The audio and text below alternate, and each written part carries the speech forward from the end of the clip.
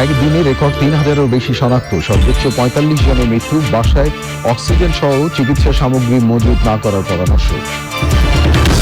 আবারও করতালিতে সম্মুখ সারির করোনা যোদ্ধাদের প্রতি সম্মান প্রদর্শন। ১৬ জুন আরও একবার ১ মিনিটের অবিরাম করতালি। জাতীয় সংসদের বাজেট অধিবেশন শুরু আগামীকাল। বাজেটে বরাদ্দ যাই থাকুক, কৃষকের প্রয়োজনে সব ধরনের সহযোগিতার আশ্বাস। সমুদ্র সম্পদ রক্ষায় আইনের কঠোর প্রয়োগের উপর গুরুত্ব। বিশ্ব সমুদ্র দিবস উপলক্ষে IUCN এবং ওয়ার্ল্ড ফিশের অনলাইন সংলাপ। এবং Incepta hats off to the ফ্রন্টলাইনার্সে রয়েছে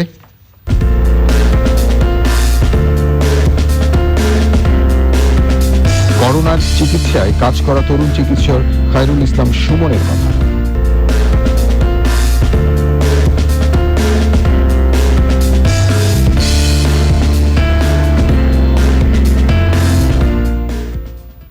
প্রিয় দর্শক, এছাড়াও নিটোল টাটা বিশেষ সংবাদে থাকছে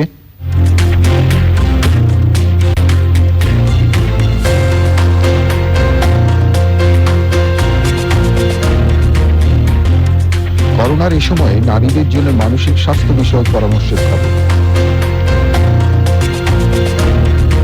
ধন্যবাদ প্রিয় দর্শক আমাদের সাথে যোগ দেওয়ার জন্য। এতক্ষণ সংবাদ শিরোনাম শুনলেন, চলুন যাওয়া যাক পুরো খবরে। আর এখনকার এই সংবাদ আয়োজন একই সঙ্গে চ্যানেল আই অনলাইনের লাইভ টিভি এবং চ্যানেল আই অনলাইনের ভেরিফাইড ফেসবুক পেজেও সরাসরি সম্প্রচার হচ্ছে। দেশে করোনা ভাইরাসে একদিনে শনাক্তের সংখ্যা ৩,০০০ ছাড়িয়ে গেছে। ২৪ ঘন্টায় মারাও গেছেন এখন পর্যন্ত সর্বোচ্চ ৪৫। মোট আক্রান্তের সংখ্যা ৭১,৬৭৫, মোট মৃত্যু ৯৭৫। স্বাস্থ্য বুলেটিনে নিয়মিত তথ্য জানানোর পাশাপাশি অক্সিজেন সহ চিকিৎসা সামগ্রী বাসায় কিনে মজুদ না করার পরামর্শ দেওয়া হয়েছে। দেখুন চকর মালিথা রিপোর্টটি।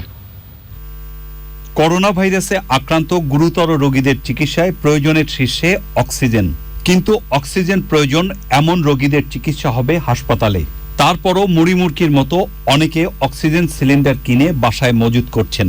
এর নেতিবাচক প্রভাব পড়ছে বাজারে। একদিকে দাম বেড়ে গেছে কয়েক গুণ, অন্যদিকে প্রয়োজনে অক্সিজেন না পাওয়ার আশঙ্কা।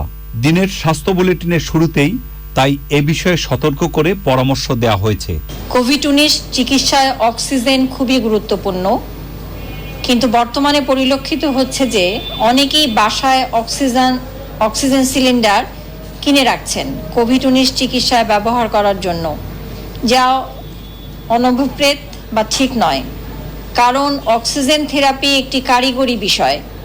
দক্ষ চিকিৎসক ব্যতীত অন্য কেউ অক্সিজেন রোগীকে প্রয়োগ করলে তা রোগীর জন্য ক্ষতির কারণ হতে পারে।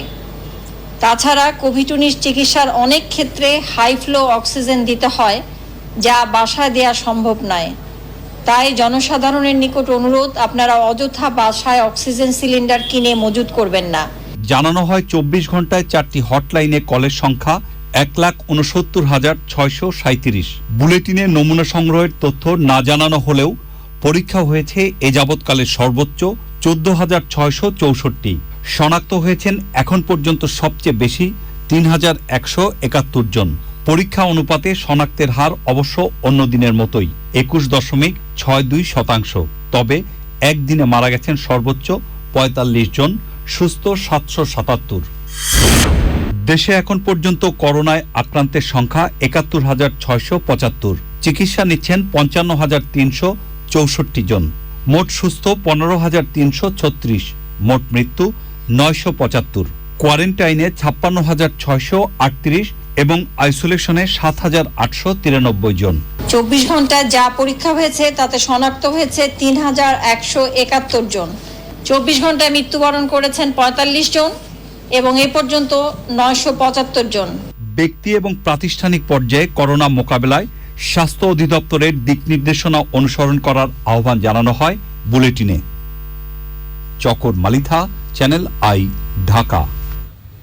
প্রিয় দর্শক, এবারে স্বাস্থ্য বুলেটিনের বিশ্লেষণ। দিনের বুলেটিন এবং সর্বশেষ পরিস্থিতি বিশ্লেষণ করে চ্যানেল আয়ের মাধ্যমে বাংলাদেশের করোনা মোকাবেলায় কিছু পরামর্শ দিয়েছেন বিশ্ব স্বাস্থ্য সংস্থার সাবেক উপদেষ্টা, ভারতের পশ্চিমবঙ্গের প্রবীণ সংক্রামক ব্যাধি বিশেষজ্ঞ প্রফেসর ডাক্তার অমিতাভ নন্দী, যিনি এর আগে কালাজ্বর এবং আর্সেনিক নিয়ে বিশ্ব স্বাস্থ্য সংস্থার পরামর্শক হিসেবে বাংলাদেশে কাজ করেছেন। আজ বিশ্বব্যাপী কোভিড-19 প্রকোপে বাংলাদেশও আক্রান্ত। প্রায় 16 কোটি মানুষের এই দেশে এখনো পর্যন্ত 70,000-এর কাছাকাছি মানুষ এই রোগের আক্রান্ত। লকডাউন উঠে গেছে, আক্রান্তের সংখ্যা প্রতিদিনই লাফিয়ে লাফিয়ে বেড়ে চলেছে।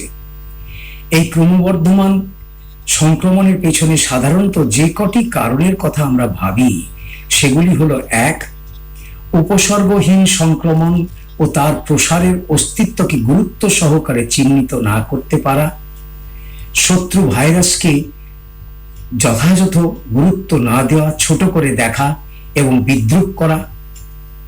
2, সামাজিক বিধিনিষেধ উপেক্ষা করে অবাধে মেলামেশা এবং যাতায়াত করা। 3, অপর্যাপ্ত ও শুধুমাত্র উপসর্গ ভিত্তিক টেস্টের ব্যবস্থা। 4, বারবার করে সামাজিক স্তরে মাস সার্ভে না করতে পারা। এবং 5, চিহ্নিত সংক্রমিত ব্যক্তিদের সঠিকভাবে পরিবার তথা সমাজ থেকে সম্পূর্ণভাবে বিচ্ছিন্ন করে না রাখতে পারা। এখন এই অবস্থাকে যদি শোধরাতে হয়, এখান থেকে যদি বেরিয়ে আসতে হয়, তাহলে আমাদের কি করতে হবে?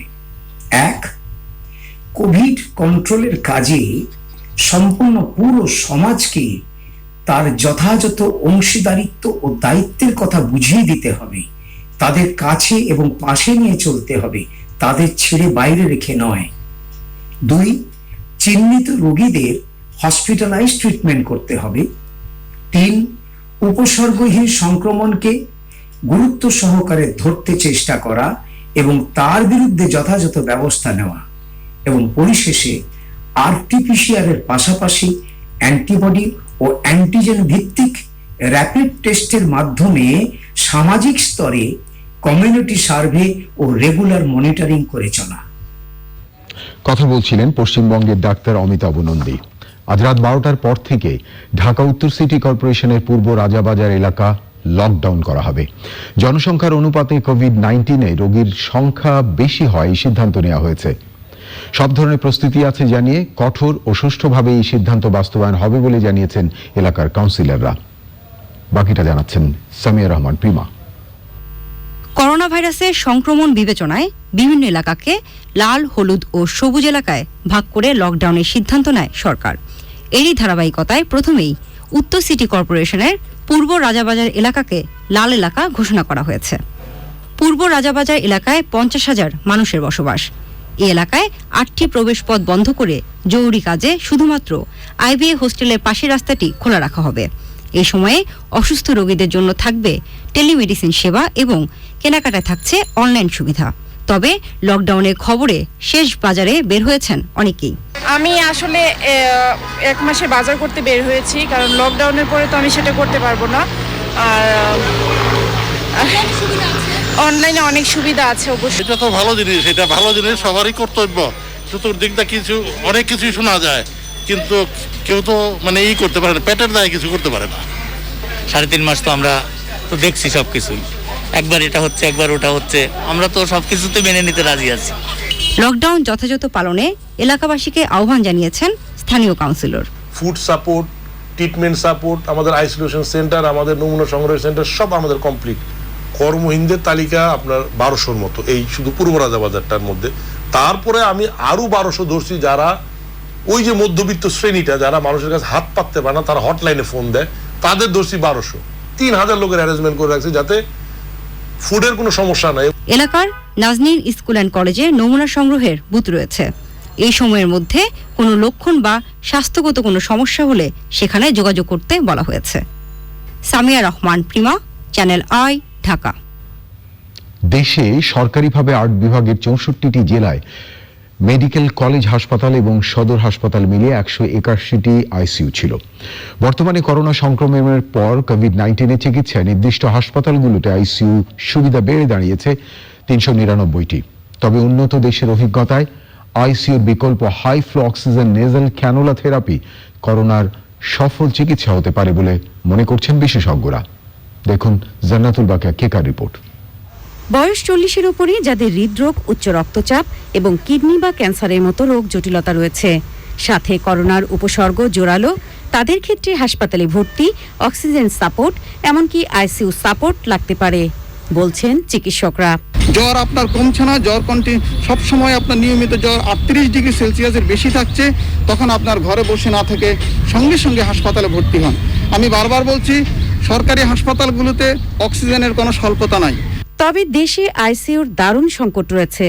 যদিও করোনাকালে কোভিড-19-এর চিকিৎসায় নির্ধারিত হাসপাতালগুলোতে 399টি আইসিইউর ব্যবস্থা করা গেছে। এর মধ্যে ঢাকা শহরেই রয়েছে 218টি। যাদের সেন্ট্রাল অক্সিজেন সাপ্লাই রয়েছে তাদের যদি হাই ফ্লো অক্সিজেন এর মাধ্যমে আমরা তার মিনিটে 50 থেকে 60 লিটার অক্সিজেন আমরা দিতে পারি। অর্থাৎ যে মানুষদের ফুসফুস প্রায় একেবারে অকার্যকর, যাদের শরীরে অক্সিজেনের পরিবর্তে কার্বন ডাইঅক্সাইডের মাত্রা বেড়ে গেছে, তাদের ভেন্টিলেটরে না দিয়ে আমরা যদি হাই ফ্লো ন্যাজাল ক্যানুলা দিয়ে অক্সিজেন দেই, তাহলে এই মানুষগুলোকে আমরা বাঁচাতে সক্ষম হব এবং তাদেরকে ইনটিউবেশনে যেতে হবে না। বলা হয় করোনাতে আক্রান্তদের মধ্যে 20% অবস্থা জটিল হতে পারে। এর মধ্যে আইসিইউ সাপোর্ট লাগতে পারে মাত্র 5%। আর আমেরিকা, ইউরোপের অভিজ্ঞতায় দেখা গেছে আইসিইউতে নেওয়া রোগীদের মৃত্যুহার 89 থেকে 91%। এ অবস্থায় করোনায় জটিল রোগীদের high flow oxygen nasal cannula support দিয়ে আইসিইউর বিকল্প চিকিৎসায় ভালো সুফল মিলেছে। আসলে আমাদের মাননীয় প্রধানমন্ত্রী কিন্তু চীন দেশের মহামান্য প্রেসিডেন্টের সাথেও কিন্তু আলোচনা করেছেন এবং চায়নার প্রেসিডেন্টকে মাননীয় প্রধানমন্ত্রী কিন্তু অনুরোধ করেছেন আমাদের দেশে হাই ফ্লো নেজাল ক্যানুলা যেন সরবরাহের ক্ষেত্রে উনি সাহায্য করেন এবং সেইভাবে মাননীয় মহামান্য প্রেসিডেন্ট চায়নার উনি কিন্তু সম্মতি দিয়েছেন এবং সেইভাবে আমাদের এগুলো আনার জন্য কিন্তু একটা প্রক্রিয়া চলছে। উন্নত দেশের এই অভিজ্ঞতার ভিত্তিতে প্রধানমন্ত্রী শেখ হাসিনা দেশে সম্প্রতি নেজাল ক্যানুলা চীন থেকে আনার অনুমোদন দিয়েছেন। বিশেষজ্ঞ চিকিৎসকরা বলছেন, আইসিইউর সংকটের বাস্তবতায় বিকল্প ও সফল চিকিৎসা হিসেবে হাইফ্লো অক্সিজেন নেজাল ক্যানুলার ব্যবহার হতে পারে, যা করোনা আক্রান্ত জটিল 5 থেকে 10% রোগীর মৃত্যুহার কমাবে বলেও আশাবাদী চিকিৎসকরা। জান্নাতুল বাকিয়া কেকা, চ্যানেল আই, ঢাকা। 1 মিনিটের অবিরাম করতালি কর্মসূচির মাধ্যমে করোনার বিরুদ্ধে লড়াইয়ে সম্মুখ সারির যোদ্ধাদের সম্মান জানানো হয়েছে। করোনা ভাইরাসের সৃষ্ট সংকটময় সময়ে জীবন বাজি রেখে কাজ করা ডাক্তার, নার্স, স্বাস্থ্যকর্মী, আইন শৃঙ্খলা বাহিনী, প্রশাসন ও সাংবাদিক সহ সবার প্রতি করতালির মাধ্যমে কৃতজ্ঞতা জানিয়েছে দেশবাসী। 16 জুন বিকেল 4টায় আরও একবার এই 1 মিনিটের অবিরাম করতালি কর্মসূচি পালন করা হবে। বাকিটা দেখুন শমিক আহমেদের রিপোর্টে। বাঙালি সশস্ত্র মুক্তিযুদ্ধে স্বাধীনতা ছিনিয়ে আনা জাতি বৈশ্বিক মহামারী করোনা ভাইরাসের সংকটময় সময়েও নিজ নিজ অবস্থান থেকে লড়াই করছে সামনে থেকে। করোনা ভাইরাসের সংক্রমণ রোধে জীবন বিপন্ন করে সেবা দেওয়া ডাক্তার, নার্স, স্বাস্থ্যকর্মী, প্রশাসন, আইন শৃঙ্খলা রক্ষাকারী বাহিনী, সেনাবাহিনী ও সাংবাদিক সহ নানা পেশাজীবীদের সম্মানে অনেকের মতো রাজধানীর শান্তিনগরের ইস্টার্ন পয়েন্টের বাসিন্দাদের 1 মিনিটের অবিরাম করতালি কর্মসূচি পালন। দেশের মানুষের পক্ষ থেকে যে সম্মান জানানো হচ্ছে চ্যানেল আইকে, সেজন্য অনেক ধন্যবাদ। আর সবাইকে বলবো যে আপনারা সাবধানে থাকবেন, ঘরে থাকবেন, যাতে আমরাও ঠিকভাবে কাজ করতে পারি, সবাইকে সেবা করতে পারি। সবাই যদি আমরা এভাবে ওদের এনকারেজ করি, জীবনে যুদ্ধ করছে, আমার মনে হয় তারা তাদের কাজটাকে আরও সুন্দরভাবে করতে পারবে, আরও তারা শক্তিশালীভাবে। সকলেই সম্মুখ সারিতে আসুক, সকলেই সাহস রাখুক। আমরা ঘরে বন্দী আছি, কিন্তু আমাদের সন্তানেরা সামনে যুদ্ধ করছেন, তারা সবাই সম্মুখ মুক্তিযোদ্ধা। তাদের সম্মানের জন্য আমরা আজকে এইখানে সমবেত হয়েছি। সম্মুখ যোদ্ধা, তাদের প্রতি শ্রদ্ধা। সম্মুখ যুদ্ধের যারা সৈনিক, তাদেরকে সম্বর্ধনা দেওয়ার জন্য, তাদেরকে উৎসাহ দেওয়ার জন্য। আমরাও জানি মানুষকে সম্মান জানাতে আমরাই বাংলাদেশ। এই প্রতিপাদ্যে প্রতি মঙ্গলবার বিকেল ঠিক 4টায় করতালি কর্মসূচি পালনের উদ্যোগ নিয়েছে প্রকৃতি ও জীবন ফাউন্ডেশন, মতিঝিল সরকারি স্কুলের প্রাক্তন শিক্ষার্থী এবং একদল ফেসবুক ব্যবহারকারী। ডাক্তার, নার্স, কর্মকর্তা, কর্মচারী হাসপাতালে আমাদের সেবা দিয়ে যাচ্ছেন। পাশাপাশি সশস্ত্র বাহিনীর লোক, পুলিশ, র্যাব, বিজেপি, আনসার এবং মিডিয়া কর্মীরা সবাই মিলে কিন্তু নীরবে কাজ করে যাচ্ছেন। অনেকেই নানাভাবে এই করোনা ভাইরাস থেকে আমাদের রক্ষা করার জন্য কাজ করে যাচ্ছেন। যাদের প্রতি আমাদের এই শ্রদ্ধা ও ভালোবাসা। অনেকে এর মাঝে হারিয়ে গেছেন এই কাজ করতে গিয়ে, তাদের প্রতি আমাদের অসীম কৃতজ্ঞতা বোধ। এবং আমরা আগামী মঙ্গলবার 16ই জুন আবারও বিকেল 4টায় এই করতালির মাধ্যমে তাদের প্রতি শ্রদ্ধা নিবেদন করব। রাজধানী ও আশপাশের এলাকা থেকেও 1 মিনিটের অবিরাম করতালিতে শ্রদ্ধা জানান করোনার বিরুদ্ধে লড়াইয়ে সম্মুখ সারির যোদ্ধাদের। জেলায় জেলায় করতালি কর্মসূচি পালিত হয়েছে। খুলনায় 1 মিনিটের অবিরাম করতালিতে অংশ নেন শ্রমিকরা। গাইবান্ধায় বিভিন্ন পেশাজীবীরা অংশ নেন করতালি কর্মসূচিতে। নওগাঁয় ঘরে অবস্থান করেও করতালির মাধ্যমে সম্মুখ সারির করোনা যোদ্ধাদের শ্রদ্ধা জানিয়েছে শিক্ষার্থীরা। রাজশাহী মহানগরীতে বেলা 4টায় করতালি কর্মসূচিতে অংশ নেন মুক্তিযোদ্ধা, সাংবাদিক, ডাক্তার, শিক্ষক, ব্যবসায়ী সহ বিভিন্ন পেশাজীবী সংগঠনের প্রতিনিধিরা। দেশে দেশে প্রবাসী বাংলাদেশিরা অংশ নেন সম্মুখ সারির করোনা যোদ্ধাদের উজ্জীবিত করার কর্মসূচিতে। জার্মানিতে প্রবাসী বাংলাদেশিরাও অংশ নেন 1 মিনিটের অবিরাম করতালির 5ম আয়োজনে। জীবনের রিস্ক নিয়ে এই সময় আমাদেরকে যে সেবা দিচ্ছেন, এই জন্য তাদেরকে আমার শুধু জার্মানি থেকে স্যালুট জানাচ্ছি। যারা মৃত্যুবরণ করেছে তাদেরকে আমি জানাচ্ছি আন্তরিকভাবে আমার অন্তর থেকে ধন্যবাদ। যারা আমাদেরকে সেবা দিয়েছে এবং অনেক সাহসের সাথে কাজ করেছে, তাদের আমি অভিনন্দন জানাই। অস্ট্রেলিয়ার সিডনিতে নিজ নিজ অবস্থান থেকে শ্রদ্ধাঞ্জলি জানিয়েছে প্রবাসীরা। Soumik Ahmed, channel I. প্রিয় দর্শক, এবারে প্রাক বাজেট প্রসঙ্গ।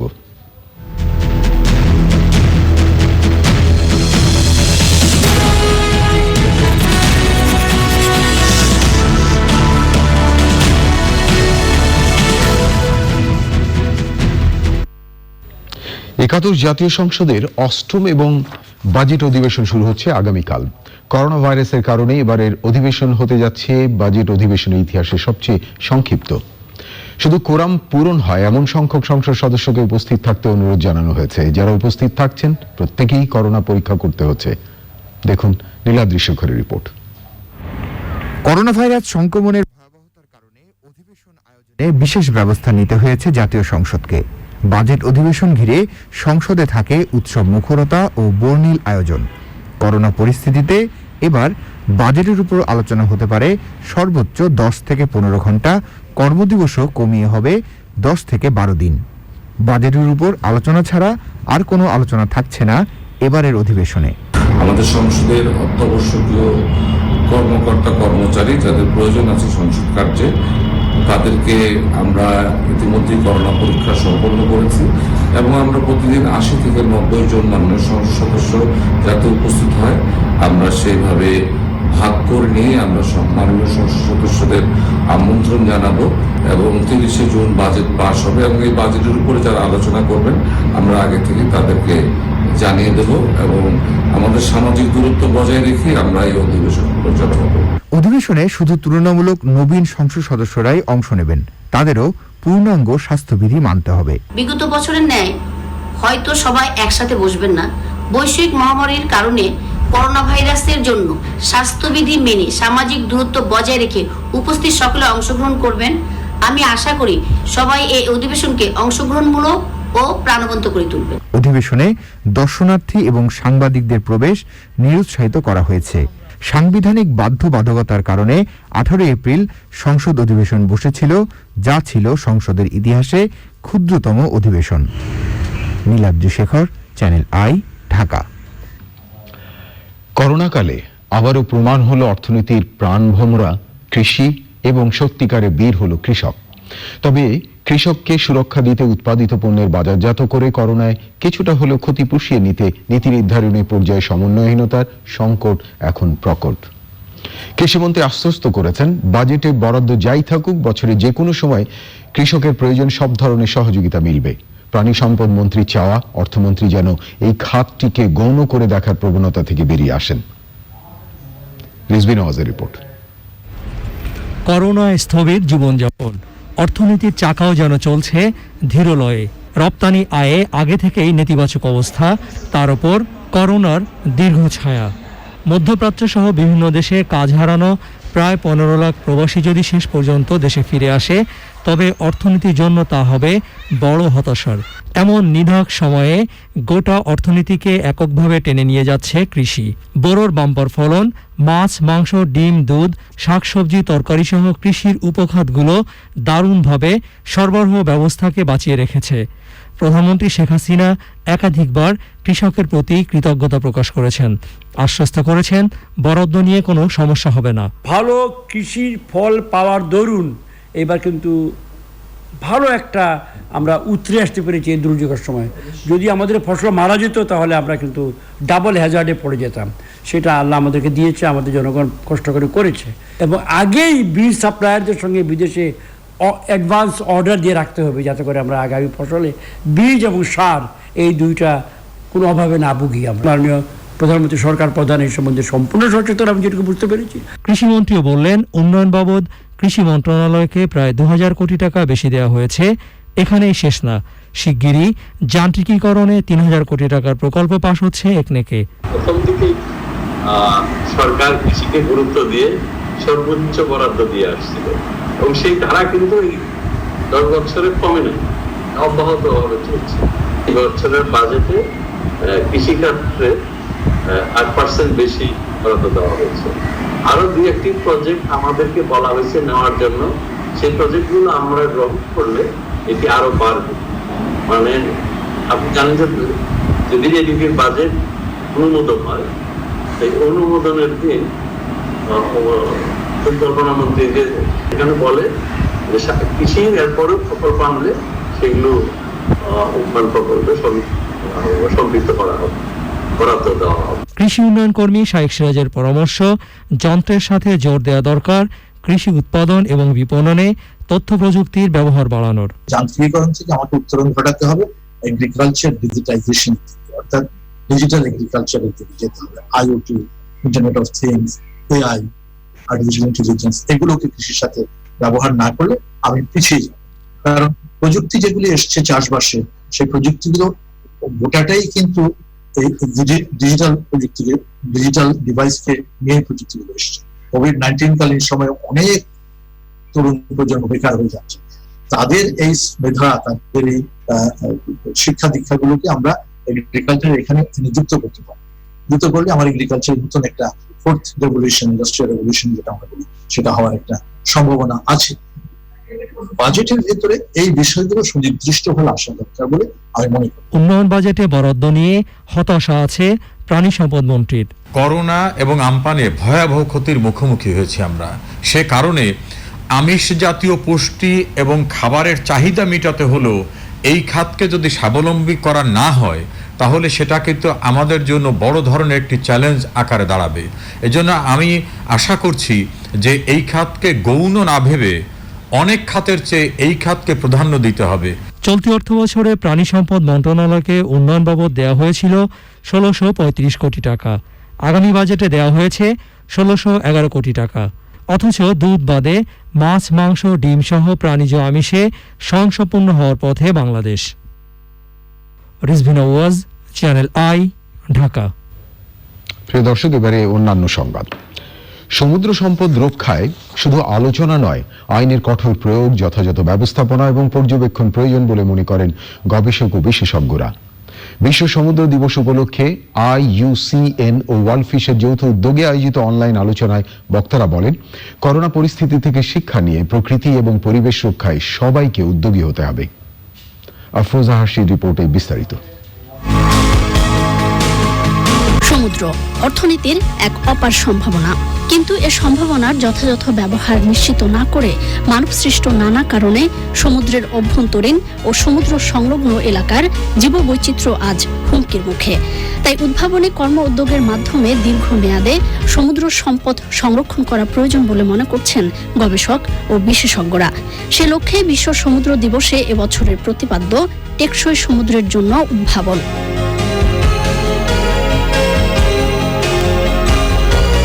বিশ্ব সমুদ্র দিবস উপলক্ষে অনলাইন আলোচনায় বিশেষজ্ঞরা বলেন, পরিকল্পনার অভাব, সমন্বয়হীনতা, দক্ষ জনবলের অভাব, সর্বোপরি যথাযথ ব্যবস্থাপনার অভাবে সাগরে থাকা অফুরান সম্পদের যথাযথ ব্যবহার নিশ্চিত করা যাচ্ছে না। রাজনৈতিক, অর্থনৈতিক এবং সমুদ্র সম্পর্কিত যেসব জ্ঞান আছে সবগুলোকে যদি আমরা মিলিয়ে না নিই তাহলে আমরা আমাদের উদ্দেশ্য বলে কিছু করতে পারবো না।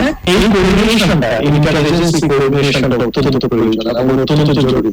আমার মনে হয় এখানে আমাদের কোঅর্ডিনেশনের ক্ষেত্রে আমরা যদি আরো আমাদের পারস্পরিক সম্পর্ক এবং সৌহার্দ্য বাড়াতে পারি তাহলে এখানে কাজ করা সম্ভব। এই সাগরের বিষয়ে সত্যিকার অর্থে কিছু আমাদের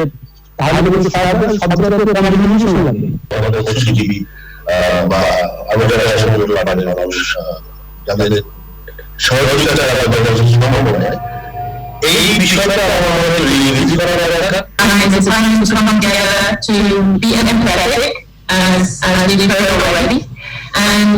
To really think before we rush back into business as usual scenario and make some very clear changes, many of which have been discussed here, very interesting ideas. বক্তারা বলেন, সমুদ্র রক্ষায় সরকারের পাশাপাশি বেসরকারি ও প্রাইভেট সেক্টরগুলোকে এগিয়ে আসতে হবে।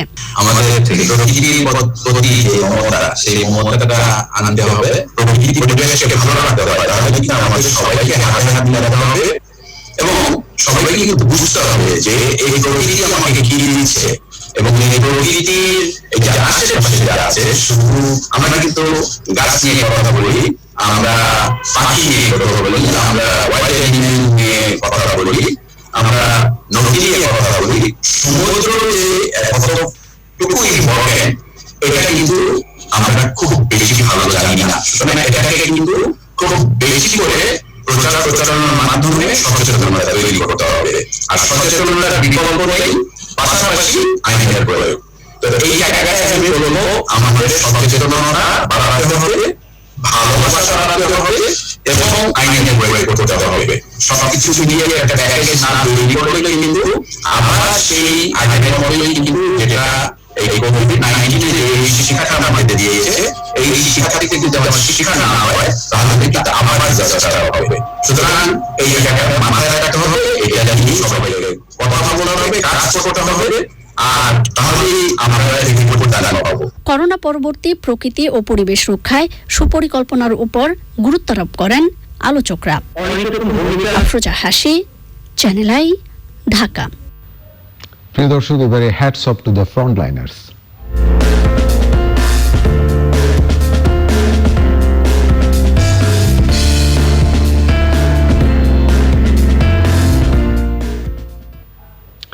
দিন যতই যাচ্ছে হাসপাতালগুলোতে ততই করোনা আক্রান্ত রোগী বাড়ছে। তাদের চিকিৎসা দিতে হিমশিম খাচ্ছেন চিকিৎসকরা। এর মাঝে জীবনের ঝুঁকি নিয়ে হাসপাতালগুলোতে কাজ করে যাচ্ছেন একজন তরুণ চিকিৎসক। তাদের একজন তরুণ চিকিৎসক খায়রুল ইসলাম সুমন। তার কথা জানাচ্ছেন মুরসালিন বাবলা। 1983 সালে কুমিল্লার লাঙ্গলকোটের দোরখার গ্রামের কৃষক পরিবারে জন্ম খায়রুল ইসলাম সুমনের।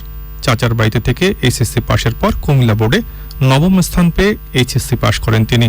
ভর্তি হন স্যার সলিমুল্লাহ মেডিকেল কলেজে। দারুণ মেধাবী এই শিক্ষার্থী এফসিপিএস পরীক্ষায় স্বর্ণপদক অর্জন করেন। দেশে করোনা পরিস্থিতির অবনতি ঘটলে মার্চে ঢাকা মেডিকেলের করোনা ইউনিটে যোগ দেন তিনি। ঢাকা মেডিকেল কলেজে অথবা আমাদের বিভিন্ন সরকারি হাসপাতাল বা বেসরকারি হাসপাতালে রোগী ভর্তি হয়। আমাদের মূল উদ্দেশ্য হচ্ছে রোগীর এই অক্সিজেন ঘাটতিটা পূরণ করা এবং সেই জন্য অক্সিজেনটা প্রথম দিকে যদি মাইল্ড কেস হয় আমরা অল্প অক্সিজেন দিই, বেশি কেস হলে আমরা মাস্ক উইথ রিজার্ভার দিয়ে অক্সিজেন দিই, এর চেয়ে বেশি খারাপ হলে আইসিইউ ভেন্টিলেশন করা লাগে। আমরা মূলত ঢাকা মেডিকেল কলেজে ওয়ার্ডে অক্সিজেন দিচ্ছি। আর একটা হচ্ছে এই রোগের প্রধান কমপ্লিকেশন হচ্ছে রক্তকে ঘন করে ফেলে। সহজ ভাষায় বললে আমরা যেটা বলি রক্তকে ঘন করে অ্যাম্বুলিজম করে। ধরেন হার্টের রগগুলো ব্লক করে দিচ্ছে, ব্রেইনের রগগুলো ব্লক করে দিচ্ছে, ফুসফুসের রগগুলো ব্লক করে দিচ্ছে। ওই ব্লকটা যেন না হয় আমরা রক্তকে পাতলা করার জন্য একটা ইনজেকশন দিই। ডাক্তার সুমনের স্ত্রী নিজেও একজন গাইনি চিকিৎসক। ঘরে 3 শিশু সন্তান ছাড়াও রয়েছেন বৃদ্ধা মা। পরিবারকে সুরক্ষা দিতে বাড়িতে না থেকে একটি আবাসিক হোটেলে দিন কাটাচ্ছেন এই চিকিৎসক। কারণ আমি জানি যে আমার চেয়ে আমার মায়ের রিস্ক বেশি, আমার চেয়ে আমার বাচ্চার রিস্ক বেশি, কিন্তু তারপরেও আমার মা কখনো না করে না, কিন্তু আবার এটাও বলে সাবধানে কাজ করার জন্য। হসপিটালে কাজ করি মূলত একটা দেশের প্রতি দায়বদ্ধতা আর হচ্ছে নিজের প্রফেশনের প্রতি। যেহেতু আমি এই কাজটা শিখেছি, আমি ডাক্তার হয়েছি, ডাক্তার হয়তো আমি অন্য প্রফেশনে যাওয়াটা আমার জন্য, আমি ইচ্ছে করলে এখন পালিয়ে থাকতে পারি অথবা আমি অ্যাভয়েড করতে পারি, আমি মিথ্যা কথা বলতে পারি যে আমার ডায়াবেটিস আছে, আমার অ্যাজমা আছে, আমি করতে পারি, কিন্তু নিজের বিবেকের কাছে সারা জীবন তো দগ্ধ হব। করোনা যুদ্ধে এই সম্মুখ সারে যোদ্ধাকে আমরা স্যালুট জানাই। Hats up to the frontliners. Morsalin Babla, channel I, Dhaka. প্রিয় দর্শক, Incepta hats off to the front লাইন্সে দেখলেন মোরসালিন বাবলার রিপোর্টটি। এবারে গার্ডিয়ান লাইফ ইন্স্যুরেন্স করোনা সর্বশেষ।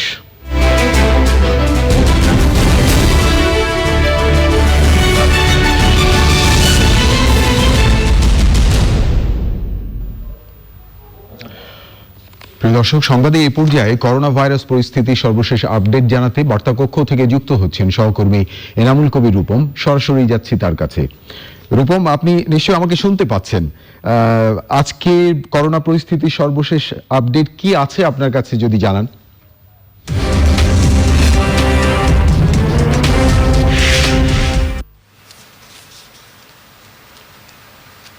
করোনা ভাইরাসে আক্রান্ত হয়ে শ্যামলীর বাংলাদেশ স্পেশালাইজড হসপিটালে চিকিৎসাধীন আছেন সাবেক স্বাস্থ্যমন্ত্রী, বাংলাদেশ আওয়ামী লীগের সভাপতি মণ্ডলীর সদস্য, 14 দলের মুখপাত্র মোহাম্মদ নাসিম। তার শারীরিক অবস্থা অপরিবর্তিত থাকার কথা চিকিৎসকরা জানিয়েছেন। বাংলাদেশ স্পেশালাইজড হসপিটালে ভর্তির পর থেকে 8 দিন থেকে তাকে চিকিৎসা দেওয়া হচ্ছে। ভর্তি হওয়ার পর তার করোনা পরীক্ষায় পজিটিভ আসে। চিকিৎসা চলার সময় তার মস্তিষ্কে রক্তক্ষরণ হয়। এরপর অস্ত্রোপচারের পর চিকিৎসকরা তাকে 72 ঘন্টার নিবিড় পর্যবেক্ষণে রাখেন। সে সময় যে নমুনা সংগ্রহ করা হয়েছিল সেই নমুনার ফলাফলও ইতিমধ্যে হাসপাতালে এসেছে। বাংলাদেশ স্পেশালাইজড হসপিটালের ডাইরেক্টর এবং সিইও আল ইমরান চৌধুরী জানিয়েছেন যে তার করোনা নেগেটিভ রিপোর্ট এসেছে। তাকে তারপরেও চিকিৎসকরা সিদ্ধান্ত নিয়েছেন যে তাকে আবারও তারা 72 ঘন্টার পর্যবেক্ষণে রাখবেন। সে অনুযায়ী তাকে এখন আইসিইউতে রেখে চিকিৎসা দেওয়া হচ্ছে।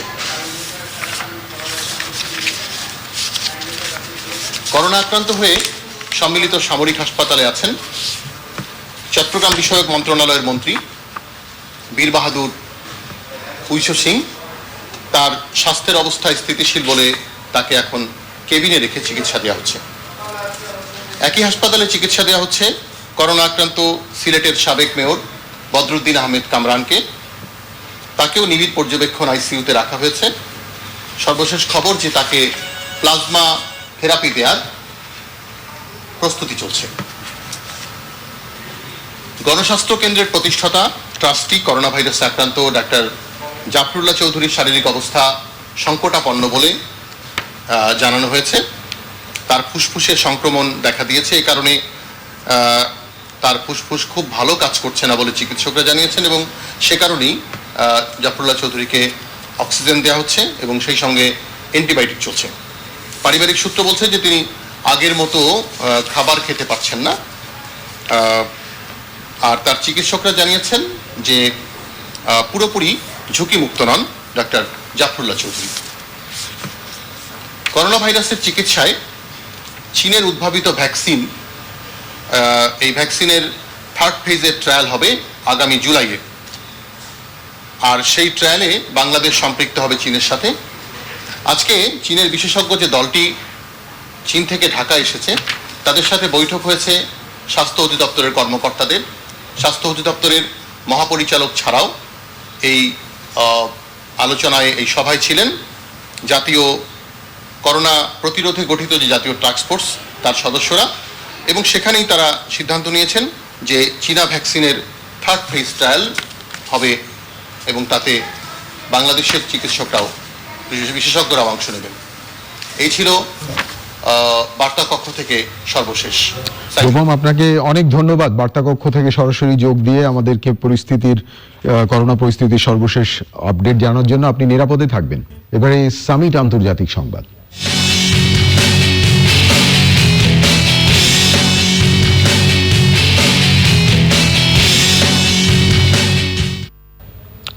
বিশ্বে করোনা ভাইরাসের আক্রান্তের সংখ্যা ৭২ লাখ ছাড়িয়েছে। মৃত্যুবরণ করেছেন ৪,০৯,০০০-এর বেশি মানুষ। সুস্থ হয়ে বাড়ি ফিরেছেন ৩৫ লাখের বেশি মানুষ। রাশিয়ায় ২৪ ঘন্টায় প্রায় ১০,০০০ মানুষ আক্রান্ত হয়েছে।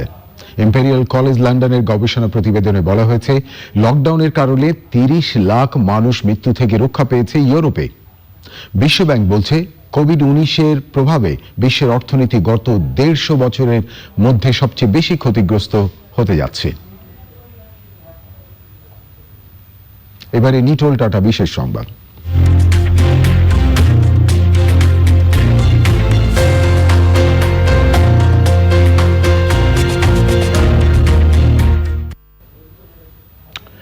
করোনা পরিস্থিতিতেই মানসিক স্বাস্থ্য নিয়ে চ্যানেল আইয়ের ধারাবাহিক পরামর্শে আজ থাকতে নারীদের কথা। এই সময় তাদের মানসিক স্বাস্থ্য নিয়ে কথা বলেছেন ঢাকা শিশু হাসপাতালের সাইকোলজিস্ট ও সাইকোথেরাপিস্ট ফায়েজা আহমেদ। এই বৈশ্বিক মহামারীর সময় যেটা হয়েছে, একজন নারীকে আরো এক্সট্রা কিছু দায়িত্ব নিয়ে তার কাজগুলো করতে হচ্ছে, যেমন তার কর্মস্থলের কাজগুলো ঘরে থেকে করতে হচ্ছে, অথবা কোনো প্রফেশনের মানুষ আছেন যাদেরকে আসলে বাইরে যেও কাজ করতে হচ্ছে। এবং একই সাথে যেহেতু তার ডোমেস্টিক হেল্পের জন্য কেউ অ্যাভেলেবেল নেই, সংসারের এক্সট্রা দায়িত্বগুলো তাকে পালন করতে হবে। যখন আমরা সার্বক্ষণিক মানসিক দুশ্চিন্তার মধ্যে দিয়ে যাই, তখন যেটা হয় যে আমার যে ফাংশনাল ক্যাপাসিটি, একজন মানুষ যে পরিমাণে তার কর্মক্ষমতা নিয়ে কাজ করে সেটা কিন্তু ধীরে ধীরে হারাতে থাকে। তার মধ্যে ইরিটেবিলিটি চলে আসে, সে অল্পতেই বিরক্ত হয়ে যায়, তার ঘুমের সমস্যা হতে থাকে। তখন সে ঘরে বসে কি করে মানসিক যত্ন নেবে? সেক্ষেত্রে আমি জাস্ট বলবো যে সে যদি লক্ষ্য করে বা তার পরিবারের সদস্যরা যদি লক্ষ্য করে যে সে অন্য দিনের তুলনায় আজকে বেশি ডিস্টার্ব হয়ে আছে, তাহলে তার জন্য একটা বিশ্রামের সুযোগ করে দেয়া, তাকে একটা ব্রেক দেয়া। তার পছন্দের কাজ, হয়তো তার পছন্দের উপন্যাসটি নিয়ে সে হয়তো খানিকক্ষণ বসে পড়তে পারে, তার পছন্দের গানগুলো সে হয়তো শুনতে পারে। এবং একই সাথে এর বাইরেও তার পছন্দের যে মানুষ আছে বা যাদের সাথে তার কথা বলতে ভালো লাগে, তাদের সাথেও খানিকটা সে কথা বলে নিজেকে হালকা করে নিতে পারে। ফায়েজা আহমেদ ঢাকা শিশু হাসপাতালের সাইকোলজিস্ট কথা বলছিলেন। এবারে কৃষি সংবাদ।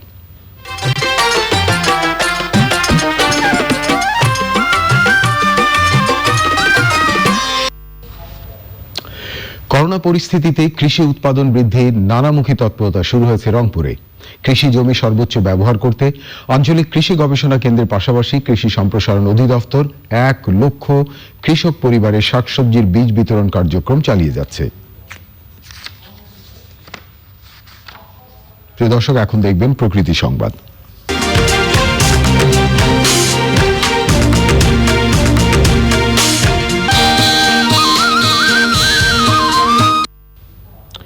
বর্ষা মৌসুমকে সামনে রেখে পাহাড় ধসে প্রাণহানি এবং ক্ষয়ক্ষতি রোধে আগাম প্রস্তুতি শুরু করেছে রাঙ্গামাটি জেলা প্রশাসন। পাহাড়ের ঝুঁকিপূর্ণ এলাকা চিহ্নিত করে বসবাসকারীদের বর্ষায় নিরাপদ আশ্রয়ে সরে যাওয়ার নির্দেশনা দেওয়া হয়েছে।